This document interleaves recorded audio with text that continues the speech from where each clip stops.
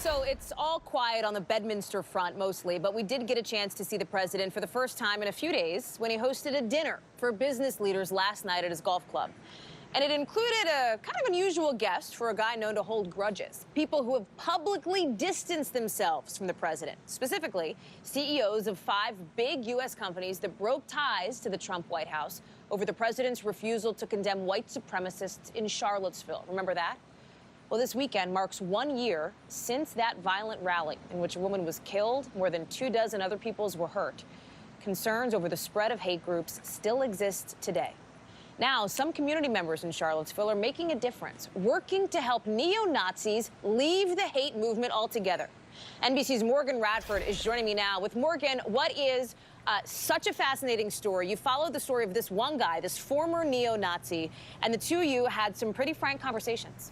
We did, Hallie, and frankly, he has lots of regret, not just for going to Charlottesville that day, but also for the fear that he says he single-handedly spread throughout his own community. But most interestingly, he said there are a lot of others like him who are still in the white supremacist movement, part, in fact, of a growing new generation. But the reason why he thinks they're joining now might shock you. Ken Parker went to Charlottesville ready for a race riot. It was thinly veiled to save our monuments, but we knew when we went in there that it was going to turn into a racially heated situation. He was a neo-Nazi and a member of the KKK. So you would actually wear this when you all were burning crosses? Yes, ma'am. And this, oh, that's an actual cross burning behind you. Yes. Like hundreds of others that day, Ken was fueled by anger. Of all the things you could have picked to say, I want to be a part of this group and I want this to be a part of my identity, why whiteness? I had gotten out of the Navy. It was really hard to get a job, and it's really easy to blame it on somebody else. You know, we have people with darker skin in our country, you know, taking my jobs. Do you think this is a growing movement? I think the more extreme people would come, they were the ones that came in under Obama. A vast majority of the recruiting calls had something to do with having a black man in the White House. So Obama was part of your recruiting tool? Yeah, absolutely. But just 7 months after Charlottesville, Ken started having doubts. Why hate these people just because they have a different color skin than you? That's when he bumped into a man who made an offer that would change his life. He invited me and my fiance to go to church. And I was like, well, it's worth a shot. That man was a black pastor.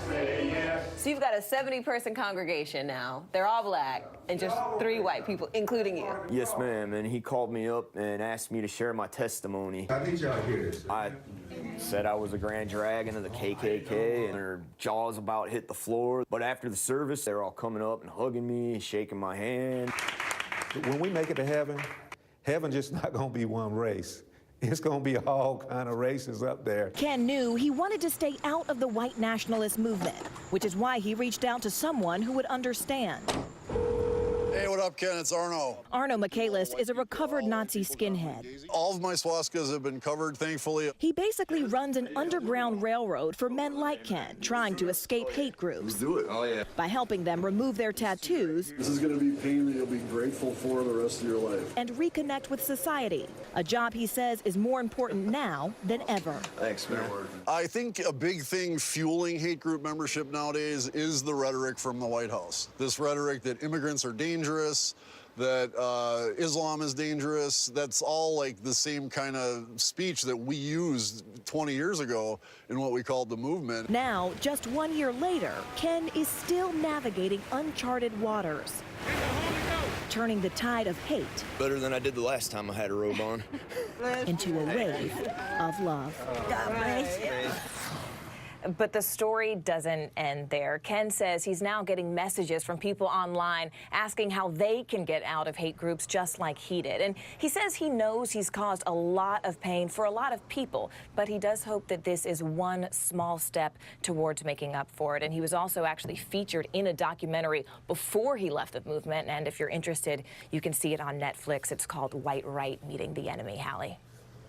Wow, Morgan Radford with that reporting for us there from 30 Rock. Morgan, thank you very much for bringing that to the show. We'll be right back.